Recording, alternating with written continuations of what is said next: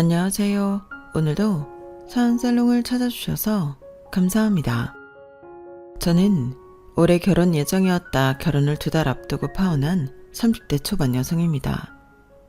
저는 저희 집 맏딸인 장녀고요. 밑으로는 남동생과 여동생이 있어요.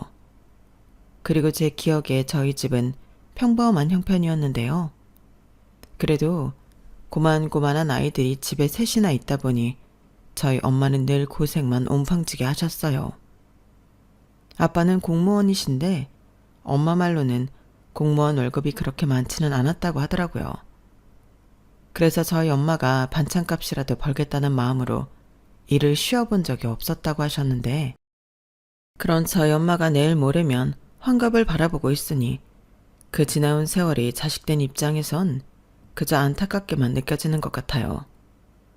원래 장녀가 그렇다고 하잖아요. 저는 고생만 하던 엄마를 가장 옆에서 오래 본 자식으로 아빠에게는 서운한 점이 많았거든요. 아빠는 엄마와 우리들보다 늘 친가 식구들을 챙겼어요. 그렇다고 저희 아빠가 장남이냐고 물으시면 그것도 아니었는데요. 저희 아빠는 장남도 막내도 아닌 셋째 아들이었어요. 아빠 쪽 형제가 3남 2녀인데 위로 큰아빠와 큰고모가 있고 밑으로 작은고모와 작은아빠가 있죠. 그리고 그때 당시는 다 그랬다고 했는데 할머니와 할아버지는 모든 지원을 장남인 큰아빠한테 하셨어요.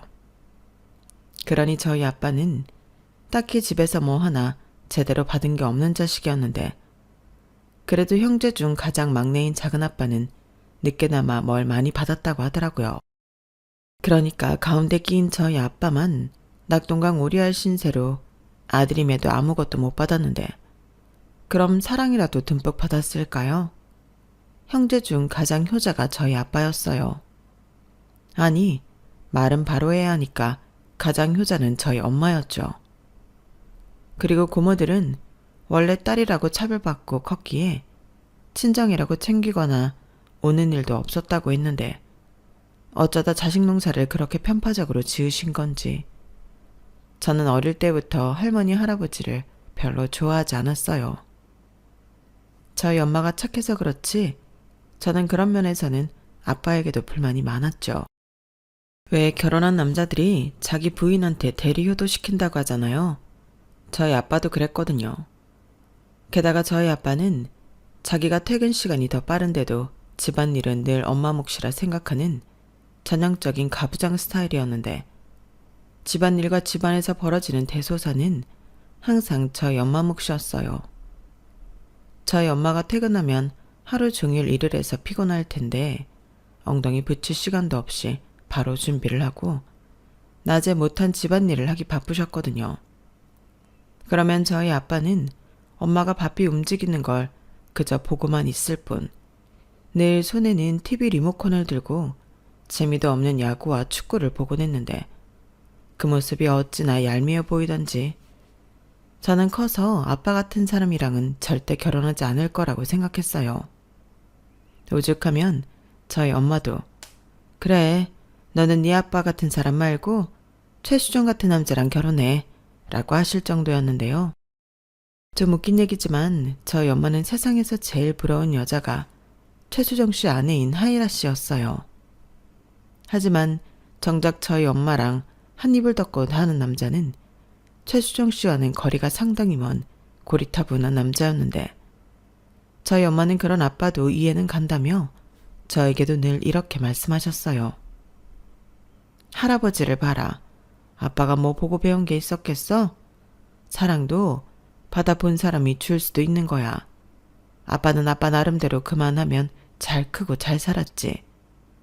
할머니 할아버지가 대학도 안 보내준다고 해서 대학도 못 나왔는데 악착같이 공부해서 공무원 시험 붙었잖아.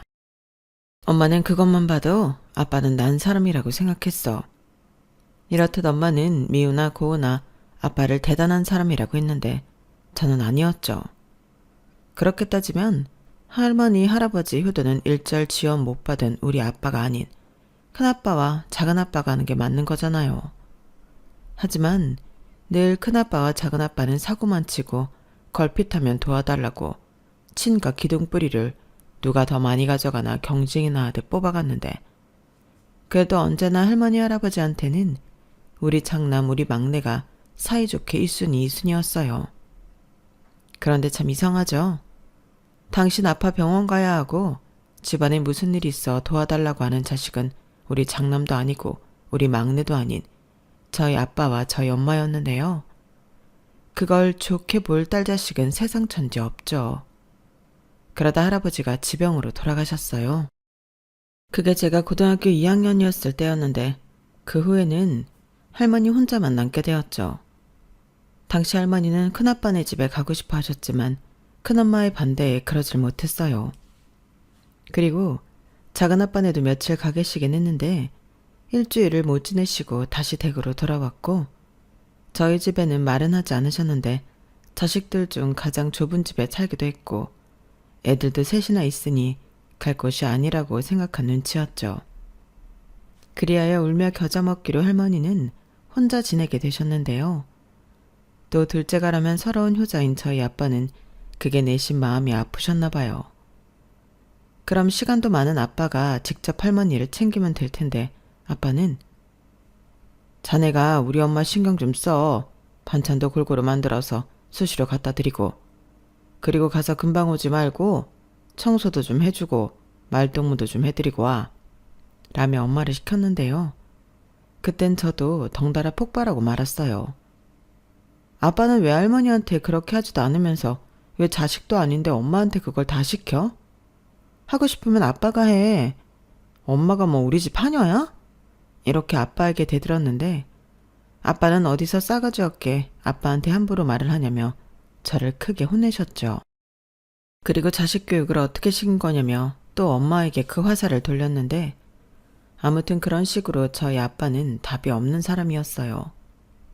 그렇다 보니 엄마는 저에게 의지하면서도 참으라고 했고 동생들은 아빠가 집에 있으면 기가 죽어 방에서 나오지도 않았는데 아빠는 거실에서 혼자 TV는 내 친구 하면서도 내심 또 그게 서운했는지 애먼 엄마를 붙잡고 애들이 정이 없다며 하소연을 했다더군요. 아니, 자기가 애들한테 어떤 아빠인지 몰라서 그러냐고요. 애들이 셋이나 있는데 그중에 자기를 따르는 자식이 하나도 없으면 자기 반성을 해야지. 저희 아빠는 이 모든 걸 엄마 탓, 저희 탓을 하며 상황 파악을 못 하셨어요. 그리고 저는 어차피 안 될 거 희망을 품지도 않았는데요. 그렇게 저와 동생들이 성인이 되었고 엄마 아빠도 나이가 들었어요. 제일 속상한 게 저희 엄마가 고생을 너무 많이 해서 또래 엄마들보다 훨씬 나이 들어 보이더라고요. 그래서 직장 생활을 하면서는 좋은 화장품 있으면 엄마 사다 주고 예쁜 옷이나 가방 있으면 그것도 엄마에게 선물하곤 했는데 아빠는 자기 건 왜 없냐고 그때도 저한테 서운한 티를 팍팍 내셨어요. 솔직히 저는 아빠 몫까지 챙기고 싶지 않았거든요. 어차피 엄마가 자기는 안 챙겨도 아빠 옷이며 먹는 거, 보약까지 다 챙기는 걸 아는데 굳이 저까지 챙기지 않아도 된다고 생각했는데요. 이게 또 자식한테 받는 건 다른 건지 그렇게 샘을 내시는 거 있죠. 하지만 저는 이제서 자기가 잘못한 걸 생각해보라고 더 대놓고 엄마만 챙겼는데요. 그러니 아빠는 가재는 개편이라며 남동생에게 너는 엄마 말고 아빠를 좀 챙겨보라고 했나 보더군요. 하지만 제 동생도 그런 주변머리는 또 없었는데 지 여자친구 퍼주기 바빴지 지 엄마 아빠 챙길 그릇은 못 됐죠. 그리고 당시 저는 연애를 하고 있었는데요. 남자친구로 말할 것 같으면 저희 엄마가 바라는 대로 딱 저만 보는 남자였어요. 자상하고 배려심 깊고 같이 있으면 저를 항상 먼저 챙겼는데 처음 만났을 때부터 저희 아빠랑 결이 다른 남자라서 제가 먼저 한눈에 반했어요. 그래서 호감 표시도 제가 먼저 했고 저희는 친한 사이에서 연인으로 발전했는데요. 제 20대 중 후반을 함께한 남자친구와 드디어 결혼 약속을 하게 되었어요. 사실 제가 맞이었는데 상황이 어쩌다 보니 동생들이 먼저 출가를 했거든요. 남동생은 지방에 있는 공공기업에 취업을 해서 일찍이 집을 나가 그 지역에서 자리를 잡았고, 막내 여동생은 어릴 때부터 워낙 발랑 까져서 걱정을 시키더니 20대 초 혼전 임신으로 결혼을 했는데, 이런저런 이유로 부모님과 함께 사는 자식은 저 하나였어요. 솔직히 직업이 없는 것도 아니고 나가 살려고 마음만 먹으면 못 나갈 것도 아니었는데, 그 나이 먹도록 아빠 앞에서 기도 못 펴고 사는 엄마를 보니 차마 저 혼자 조차고 독립을 할 수가 없겠더라고요.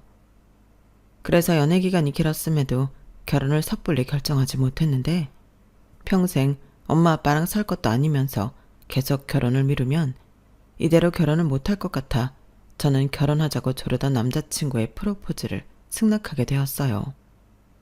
그러자 엄마는 잘했다며 이제 자식 셋 다 내보내고 편히 살 수 있겠다며 좋아했는데, 그건 어디까지나 저 마음 편하라고 하는 것일 뿐 진짜 마음은 아닌 것 같았죠.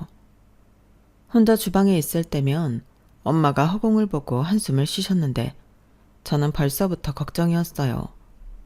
하지만 아빠도 나이를 먹고 이런 말 죄송하지만 할머니도 연세가 많으셨다 보니 이제 우리 엄마도 예전에 비해서는 덜 고생하지 않을까, 그런 생각을 하며 이젠 나도 내 행복을 찾아가자 마음을 먹었는데, 그렇게 설레는 결혼 준비를 하는 도중 할머니의 선전포고가 온 가족을 긴장하게 만들었어요.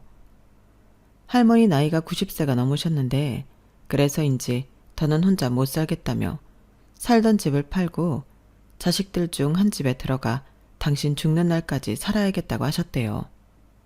그러면서 절대 요양원 같은 곳은 가지 않을 거라며 니들이 상의해서 알려달라고 했다는데, 그래서 아빠 형제들이 집합을 하게 되었다고 하더라고요. 그때 저희 엄마는 많이 놀란 눈치였는데 저는 그 말을 듣고 내심 설마 그게 우리 집은 아니겠지 라는 안일한 생각을 했어요. 제 상식으로 할머니 할아버지 돈을 가장 많이 갖다 쓴 자식이 할머니를 모시는 게 맞다고 생각했거든요. 하지만 그건 어디까지나 제 생각일 뿐 다른 형제들은 자기 엄마임에도 무슨 폭탄 돌리기 하듯 합가를 꺼려했다고 하는데, 고모들은 자기들은 출가 외인이라며 빠지고 큰아빠는 사업이 어렵다며 작은엄마는 사촌 동생이 임용고시를 준비하고 있어서 곤란하다고 했다더군요. 그러면서 작은엄마가 차마 저희 엄마한테는 못 밀고 큰엄마한테 화살을 돌려 분위기를 몰기 시작했다는데요. 그때부터 본격적인 싸움이 벌어졌죠. 근데 이런 문제는 우리끼리 이럴 게 아니라 큰형님네가 맡아야 하는 거 아닌가요? 생각해보세요. 아주버님이 장남이라고 특혜도 제일 많이 받고 지금 하시는 사업자금도 전부 어머님 아버님 돈 가져가 썼는데, 그럼 가장 많이 받은 자식이 부모 봉양하는 게 맞죠. 솔직히 지금까지 어머니 혼자 계시게 한 것도 잘못 아닌가? 괜히 애먼 작은 형님만 왔다 갔다 고생만 하고. 어머 막내 동서, 왜 말을 이상하게 해? 나도 왔다 갔다 하면서 어머니 챙겼어. 그리고 어느 집이건 장남이 장남 대접받는 건 당연하지. 너 어디서 헛소리야? 그렇게 따지면 막내 도련님도 막내라고 받은 거 있잖아. 얘가 임용고시 보는 거랑 시부모 모시는 거랑 무슨 상관이야? 큰형님, 이건 경우가 다르죠. 우리 애가 예민해서 그런 건데 아무렴 자식이 먼저가 아닌 집이 어딨어요? 그리고 잊으셨나 본데요. 저는 아버님 돌아가시고 일주일 동안 어머니 모셨어요.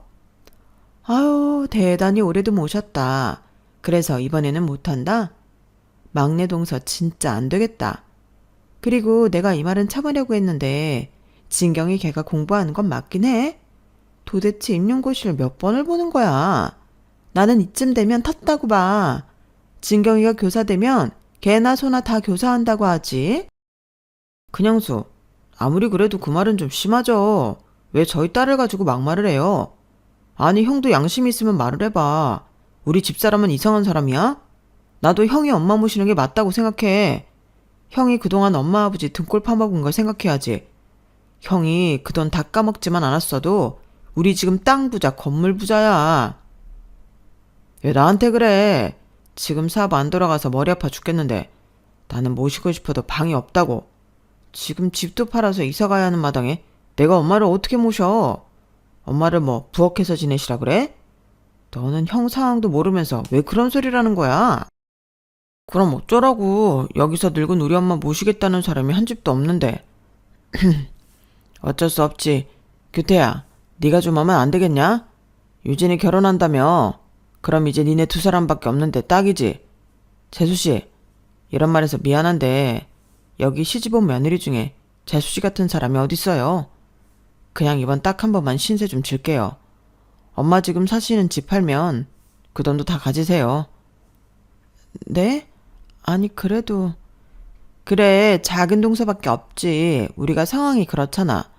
작은 도련님 공무원이고 애들 다 출가했고 여기서 걱정하는 집은 작은 동서집밖에 없어. 늙은 양반 벌써 90이 넘었는데 살면 뭐 얼마나 살아? 그냥 마지막에 효도한다 생각하고 작은 동서가 좀 해줘라. 응? 나도 형편이 나아지면 동서한테 얼마씩이라도 어머니 부양비 보낼게. 작은 형님, 저도 이렇게 부탁드려요. 저는 차마 작은 형님한테 부탁할 면목이 없었는데 어쩌겠어요? 진경이 그게 올해는 꼭 될 것 같다고 했거든요. 저도 진경이 딱 합격만 하면 부양비 보낼게요. 순식간에 아빠의 다른 형제와 그 배우자들은 저희 엄마를 붙들고 늘어졌어요. 그리고 난처한 엄마는 아빠만 쳐다봤다고 했는데 아빠는 어쩔 수 없다는 듯 고개만 떨구고 있었다 하더라고요. 그 말을 듣는데 속에서 천불이 올라왔고 이젠 하다하다 늙은 시어머니 시집살이까지 시키는 거냐고. 저는 아빠에게 큰소리 내고 엄마에게는 황혼이혼이라도 하라고 했는데요. 그때 아빠가 어떤 자식이 부모한테 이혼하라고 하냐며 저한테 불같이 화를 내셨어요. 너는 어차피 시집가면 남의 집 사람이야. 괜히 어른들 결정에 여러 말 하지 말고 너는 시집이나 가. 어디서 지 엄마한테 이혼을 하라 말아야. 저걸 자식이라고 입히고 키웠다니 너한테 들어간 내 돈이 아깝다. 이렇게 당시만 억울한 티를 내셨는데 지금도 그때만 생각하면 속이 답답합니다. 사람은 정말 잘 안 변하는 것 같아요. 늙어서 기운만 좀 빠질 뿐 그 성격은 달라지지 않았는데 엄마는 나른 시집살이는 피하면서 할머니를 부양할 수 있는 방법을 생각하는 눈치였어요. 그리하여 할머니를 집 근처에 방 하나를 얻어 지내게 하고 그 집 월세를 큰아빠네와 고모들 그리고 작은아빠네한테 n분의 1 하라고 엄마가 매일 들여다보면 안 되겠냐 했는데 아빠는 그게 뭐 하는 짓이냐고 모실 거면 모시고 못 모실 것 같으면 못 모신다고 말하라고 엄마를 다그쳤어요. 저라면 냉큼 그럼 나는 못 모신다 말할 수 있을 것 같은데 저희 엄마는 바보처럼 그러지도 못하더라고요. 엄마 그냥 못한다고 해. 아니 그래도 어떻게 그래. 네 할머니가 이걸 다 알아봐라. 얼마나 속이 상하겠니? 자식이 5이나 있으면 뭐해. 90 먹은 너무 모시겠다는 자식이 하나도 없는데. 네 아빠 말이 맞다. 할 거면 하고 못하면 못하는 거지. 그래서 뭐 이제부터는 늙은 시어머니 모시고 시집살이 하려고? 그럼 어쩌냐. 네 할머니가 요양원은 죽어도 싫다고 하시는데 네 할머니 성격에 거기 가도 쫓겨나기 십상이야. 네 큰엄마 말처럼 할머니가 살아봤자 얼마나 사시겠니. 괜히 장례 치를 때 나만 찝찝하고 내내 걸리지. 그냥 몇 년 고생하고 엄마는 마음 편하게 살란다. 정말 못 살아. 엄마는 그게 문제야. 아빠 탓할 거 없어. 엄마 팔자 엄마가 꾸는데 이걸 누굴 원망해? 원망 안 해. 네 말처럼 할머니 모시기 싫다고 이 나이에 네 아빠랑 이혼해? 못할 것도 없지. 왜? 이혼하면 먹고 살 게 걱정이야? 내가 생활비 매달 줄게. 됐어. 엄마가 뭐 벌이가 없냐? 시집간 자식한테 생활비 다 쓰게. 네 아빠 네가 보기에 엄마한테 못하는 것 같지만 아니야. 표현이 서툴러서 그러지. 엄마한테 미안해하고 고마워해. 그러니까 여태 살았지. 이 문제는 엄마가 알아서 할 거니까 너는 네 시집가서 잘 살 생각이나 해. 몰라. 엄마 때문에 짜증나. 이럴 줄 알았으면 나도 유정이처럼 빨리 시집가 버리는 건데. 하유, 엄마 때문에 시집도 못 갔다는 소리 또 하려고? 맞거든. 내가 엄마 두고 시집가기가 그래서 여태 참은 거라고. 그래 고맙다. 역시 큰딸밖에 없지. 이것 봐봐.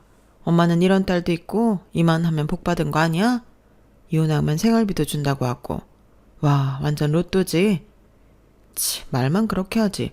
좌우간 엄마 정말 이럴 때면 너무 짜증나. 짜증나게 해서 미안하네. 그러니까 너는 엄마처럼 살지 마. 하이라 씨처럼 남편 사랑만 받고 살아. 알겠지? 아, 그놈의 하이라 타령. 몰라. 저는 나이가 적지도 않으면서 계속 엄마한테 투정만 부렸어요. 제 마음은 그게 아니었는데 너무 바보처럼 착한 엄마가 안쓰럽고 짜증나니까 자꾸만 미운 소리를 하게 되더라고요. 하지만 저희 엄마는 제가 아무리 못된 소리를 해도 제 마음이 그렇지 않다는 걸 누구보다 잘 아셨는데 그저 제가 시집가서 잘 살 길만 바라고 있으셨어요.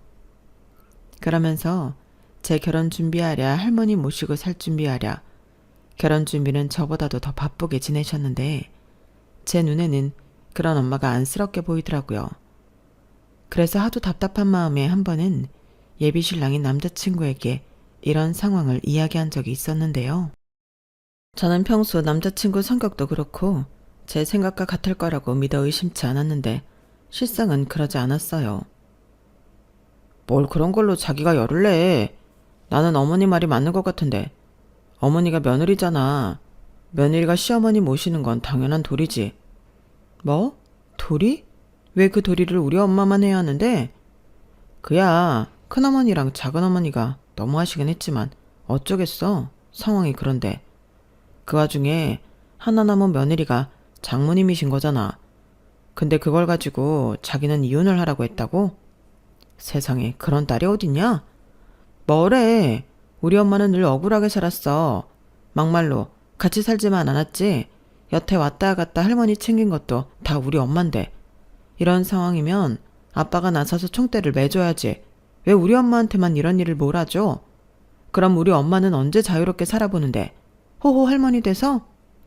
아우 열 좀 내지 마. 그것도 뭐 어쩔 수 없지. 그게 며느리 숙명인걸.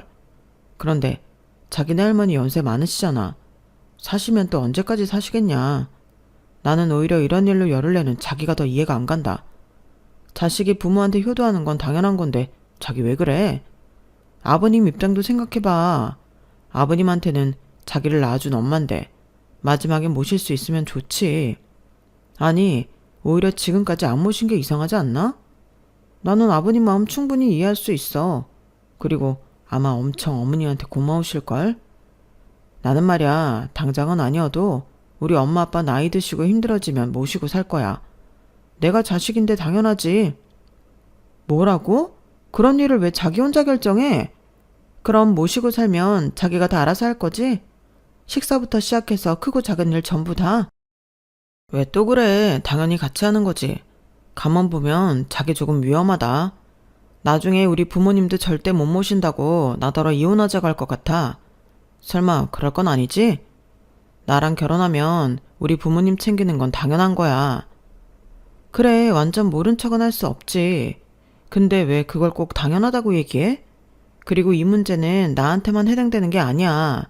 나도 부모가 있잖아. 그럼 자기는 우리 엄마 아빠 모실 수 있어? 당연하지. 그래? 그럼 우리 엄마 아빠 모시면 자기가 챙기고 다 할 거란 소리네? 에이, 그런 게 어디냐? 장인 장모님이 사이가 편하겠어? 딸이 편하지. 나는 그냥 같이 살기만 하는 거고. 뭐? 어이없다. 그럼 나도 나중에 시부모님 모시고 살면 자기가 알아서 자식 노릇 할 거니까 같이 살기만 하면 되는 거네. 자기 진짜 오늘 왜 그렇게 삐딱해? 같이 살기만 하고 모른 척하는 며느리가 어딨어?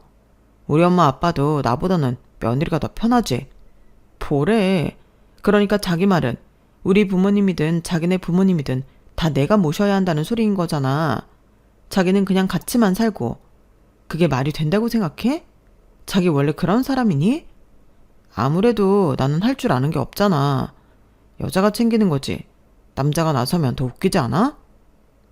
저는 예비 신랑 말에 기가 막혔어요. 말은 당연하다, 같이 하는 거다 하면서 자기는 할 줄 아는 게 없으니 시댁이든 친정이든 와이프가 도맡아 해야 한다고 생각하고 있는 거잖아요. 물론 아직 먼 이야기이고 닥치지 않은 일로 성을 낸다는 건 웃기는 일이었는데 결혼 전인데도 저런 생각을 가지고 있는 남자면 결혼 후에는 어떻게 나올까? 저는 저희 아빠 얼굴이 떠올랐어요. 자기 아내가 자기랑 결혼해 애 셋을 낳고 지금까지 고생만 한 걸 뻔히 알면서도 마지막까지 할머니 봉양을 해주길 바라는 아빠의 못된 심보가 내가 사랑해서 결혼하려고 한 남자한테도 있다고 생각하면 너무 소름이 끼쳐서 견딜 수가 없더라고요. 그래서 그날은 더는 이야기 나누는 것조차 싫어서 금방 집으로 돌아왔는데요. 그때부터 결혼에 대한 회의감이 들었어요.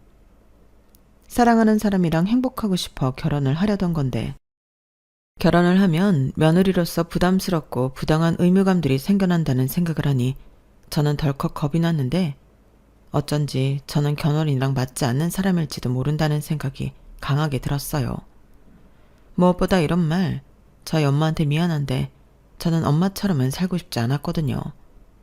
그러면서 적어도 내가 고른 남자는 최수종 씨까지 아니더라도 싫어 죽겠는 아빠랑은 다른 사람이라고 자부했는데 그런 것도 아닌 것 같아 실망감을 감출 수 없었는데요.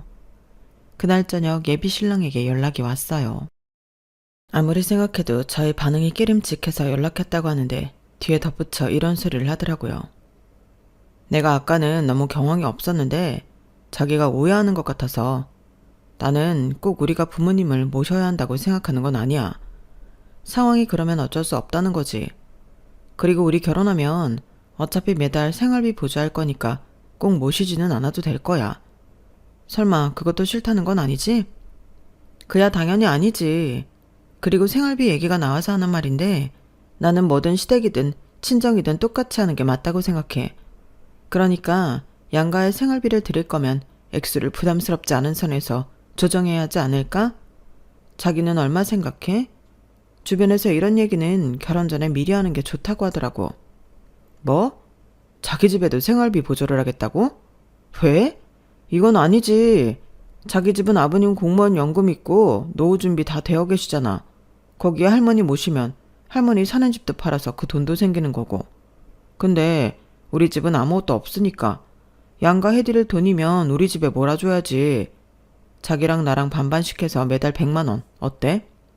우리 엄마 아빠 이제 나이도 있고 얼마나 일을 할 수 있을지 모르니까 이 부분은 자기가 해줘야지. 모시지도 않을 거면 돈이라도 넉넉히 해야 하지 않겠어? 그리고 내가 우리 엄마한테 얘기했는데 아무리 장모님이 할머니 모시는 게 싫다고 자기가 이혼 어쩌고 한 건 잘못이래. 만약에 장모님이 자기 말 듣고 이혼하면 그건 그 집 며느리 얻는 건 좀 그렇다며. 우리 엄마도 난색을 하더라. 그런 며느리 무서워서 어떻게 아들 장가 보내냐고. 저는 예비신랑의 전화에 기함을 했어요. 저런 생각을 가진 남자인 것도 모르고 결혼 준비를 하고 있었다는 게 소름이 끼쳤는데 제가 제 무덤을 파고 있었더라고요. 다른 건 몰라도 우리 집은 노후 준비가 되어 있으니 됐고 제가 번 돈까지 자기 부모 생활비로 줘야 한다고 제 동의도 없이 생각했다는 게 너무 놀라웠는데요. 쪼르르 자기 엄마한테 제 얘기를 나쁘게 한 것도 기분이 나빴고 제 말을 듣고 저희 엄마가 이혼하면 그건 제가 무서워서 아들장가 어떻게 보내냐고 하시다니 저런 집 아들 뺏어오는 건 아니다 싶더군요. 그래서 결혼은 이쯤에서 접는 게 낫겠다는 판단을 하게 됐어요. 나중에 결혼 전에 이런 사실들을 알 수 있어서 다행이고 고맙게 느껴졌는데요. 만약 모르고 결혼했다면 당장 시댁 생활비부터 예비신랑이랑 싸웠을 거잖아요. 그리하여 저는 며칠 후 생각을 정리하고 마음을 가다듬어 예비신랑에게 헤어지자고 했어요. 그러자 예비신랑은 어떻게 이제 와서 그럴 수 있냐고 노발대발했는데 제가 자기 부모 모시는 것도 싫고 생활비도 주기 싫어 결혼을 없는 거냐고 저를 비하하기 시작하더군요.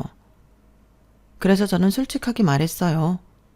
상의된 것도 없이 혼자 그런 생각을 하고 있었다는 게 충격이었고 아직 결혼 전이지만 이런 일들로 부딪힐 것이 뻔해 보여 하고 싶지 않아졌다고 얘기했는데 그러자 이 남자는 저더러 이기적이고 못됐다며 거품을 물기 시작하더군요. 너는 그런 생각이면 어떤 남자랑도 결혼 못해. 며느리가 시댁 챙기는 건 당연하지. 뭐가 당연해. 고마운 거지. 그리고 왜 시댁만 챙겨야 하는 건데? 우리 집은 노후 준비 되어 있으니까 챙길 필요가 없다며. 그래놓고 나는 시댁만 챙기라고? 내가 왜? 그야 여유가 있는데 똑같이 챙기는 게 더 이상하지 않아? 그럴 돈 있으면 시댁을 먼저 챙기는 게 당연한 거지. 나는 자기가 이렇게 말이 안 통하는 여자인 줄 처음 알았어. 나도 마찬가지야. 그래서 헤어지자고.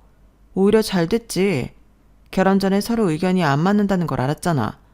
그럼 좋게 헤어지면 되는데 왜 막말이야? 어떤 남자랑도 결혼 못해? 왜? 내가 뭐 틀린 말 했어? 그렇게 시댁 챙길 마음이 없는데 왜 결혼을 하는데? 너랑 결혼하는 남자는 무슨 죄냐? 왜 결혼 잘못해서 불효를 하냐고. 말 가려서 해.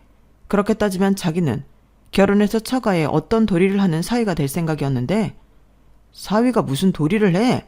도리는 며느리만 하는 거지. 아, 됐다. 우리가 이래서 헤어지는 거야. 도리는 며느리만 해? 어떤 여자가 될지 모르겠지만 너랑 결혼하는 여자 불쌍하다. 아무튼 지금까지 준비하던 거 다 캔슬하고 위약금은 반반씩 해. 웃기고 있네. 결혼 파토 낸 건 내가 아닌데 왜 위약금을 내? 위약금은 네가 내야지. 그리고 네가 결혼 못하겠다고 한 거니까 나한테 위자료도 줘야 해. 뭐라는 거야?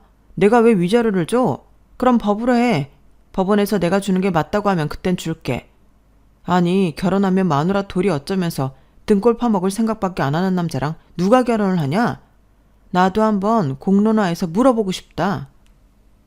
저는 강대강으로 세게 나오는 그놈에게 세게 나갔어요. 그리고 저희 부모님에게도 이 사실을 모두 이야기했는데요. 그러자 저희 아빠는 말 많은 처녀가 결혼까지 엎어지면 동네 창피해서 어떻게 얼굴을 들고 다니냐고 큰 소리를 내더군요. 저는 그런 아빠의 모습에 천륜이고 뭐고 심한 배신감을 느꼈어요. 그리고 그때 저희 엄마가 앞에 있던 상을 엎어버렸는데요. 그딴 놈이랑은 헤어지는 게 100번 1000번 잘한 거라고 처음으로 목소리를 높이다 못해 고함을 질렀어요. 그때 아빠가 많이 놀란 얼굴이었는데 저도 많이 놀랐죠. 그리고 저희 엄마는 그 기세를 몰아 이렇게 말했죠. 당신이 그러고도 우리 유진이 아빠야? 동네 창피해서 얼굴을 못 들고 다녀? 어디 정말 창피한 게 뭔 줄 한번 제대로 보여줄까? 아니, 이놈의 옆에 내가 뭘 잘못 먹었나? 왜 이래 갑자기? 왜 이러긴 몰라서 물어? 자기야말로 얘한테 해준 게 뭐가 있다고 큰 소리를 쳐? 그딴 놈이란 것 알면서도 시집을 가는 게 맞다는 거야? 정말 그렇게 생각해? 아니, 나는 애당초 그런 놈을 고르지 말았어야지. 그리고 골랐으면 어쩌겠어? 감내하고 사는 거지. 그래서 나처럼 똥인 줄 알면서도 살아라? 뭐? 똥? 지금 하늘 같은 서방님한테 똥이라고 했어? 그래, 네가 똥이지 뭐 된장이냐? 된장은 쓸모라도 있지. 나는 너 불쌍해서 살아줬어. 그래도 내 애들 아빠니까. 정말 이혼이라도 당해봐야 정신 차릴래? 내가 뭐가 무서워서 이혼을 안 한다고 생각해? 나도 돈 벌어. 이혼 안 할 이유 없다고. 하, 그러셔. 결국엔 딸년이 휘둘려서 헛바람이 들어갔네. 그래서 왜 이혼 안 했는데? 너 불쌍해서. 너 평생 이러고 쓸모없이 살았는데 말년에 초라하게 늙을 것 같아서 불쌍해서 그랬다. 근데 이제는 괘씸해서 못하겠다. 니네 엄마 네가 모시고 살아봐. 뭐야? 니네 엄마? 아니, 이놈의 옆에 내가 진짜 왜 이래? 몰라서 물어. 내가 시집와서 이날 이때껏 어떻게 살았냐? 설마 기억도 못하는 거 아니지? 그래도 내가 공무원 사모님 소리 듣게 해줬잖아. 사모님 같은 소리 하네. 누가 나를 사모님이라고 불러줬는데? 그럼 사모님이 이렇게 평생 손에 물 묻히고 90대 시어머니 모시고 사냐? 진짜 지가 장가 저런 줄은 모르고? 저희 엄마는 정말 아빠 말대로 뭘 잘못 먹은 건지 전에 없던 성질을 작정이나 한 듯 마음껏 내셨어요. 그리고 아빠는 엄마가 할머니도 안 모시겠다고 하고 이혼하자고 하니 꿀먹은 벙어리가 되었는데요. 아니, 이렇게 성질도 낼 수 있으면서 왜 여태 참고 있었는지. 저도 엄마를 보며 시원하기도 하고 어안이 벙벙했어요. 그리고 저희 엄마는 내친 김에 저에게 위약금을 물어줘도 인생 망치는 것보다는 싸다며 저에게 연신 잘했다고 하셨는데요. 그런 엄마를 보니 어째 제가 정말 잘한 것 같은 기분이 들더군요. 그리고 이걸 다행이라고 해야 하나? 위자료 어쩌고 했던 그놈은 잠잠했는데 제가 결혼식장이랑 신혼여행을 취소하며 위약금을 절반만 보내고 나머지는 신랑 측에 청구하라고 업체 측에 이야기하니 그것도 걱정했던 것과 달리 잘 정리됐어요. 제가 법으로 할 거면 이왕 이렇게 된 거 우리 주변 사람들에게도 다 이야기해서 다른 사람 의견도 들어보자고 했거든요. 그러자 저더러 치사하니 어쩌니 하며 너 같은 여자는 질색이라고 막말을 하기 시작했는데 누가 할 소리를 하는 건지. 오히려 식장 들어가기 전에 이딴 결혼을 엎을 수 있어서 감사하더군요. 그리고 그 이후 더 대박인 사건이 있었어요. 이건 제 일은 아니었는데 할머니가 저희 집에 처음 오신 날 벌어졌죠. 이거 받아라. 네가 나 모신다고 한 값이다. 어머니, 이게 뭐예요? 집이 그새 팔렸어요? 안 팔아. 내가 그 집을 왜 파니? 그럼 이건 무슨... 그건 내가 마지막으로 챙겨둔 돈이다. 사실 나는 어찌어찌해도 네가 나 모신다고 할 줄 알았어. 그래서 일부러 이 돈 넣어주려고 내 생전 처음 쇼를 해봤다. 네? 어머니 그게 무슨 말씀이세요? 나도 염치가 있지. 네가 나한테 한 걸 모르겠니? 내가 살면 얼마나 살아. 그래서 더 늦기 전에 신세를 질 게 아니라 신세를 갚고 싶었다. 너 내 원망 많이 했을 거잖아. 큰애 집, 막내 집 다 퍼주면서 신세는 너한테 진다고. 안 그랬어? 그야 저도 사람이니까요. 그래도 겉으로 내색한 적은 없는데. 나도 눈치는 있다. 그리고 내가 순순히 너한테 고마운 값 준다고 하면 그것들이 가만히 있겠니? 그래서 이렇게 판을 한번 깔아봤지. 어째 좀 그럴싸했냐?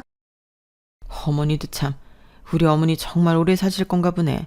어쩜 머리가 그렇게 비상해요? 그래도 저희도 못 받아요. 나중에 아주버님 도련님 하면 난리 나죠. 그래서 몰래 주잖아. 그냥 받아. 그것들은 내가 지들한테 다 털리고 아무것도 없는 줄 안다. 네가 뒷주머니로 모았다고 해. 그래도 됐다. 나는 오늘 하룻밤만 자면 여기서 내일 다시 집으로 내려갈 테니 그런 줄 알아라. 어머니, 그건 안 돼요. 제가 모신다고 얘기 다 했는데 이렇게 돈만 주고 가시면 어떡해요. 차라리 유진이 독립시키고 셋이 살아요. 혼자 계시기 싫다 하셨잖아. 아무리 그렇다고 해도 어린 손녀 내쫓고 거기 들어왔냐? 아범한테 들었는데 유진이 저거 결혼도 엎어졌다며.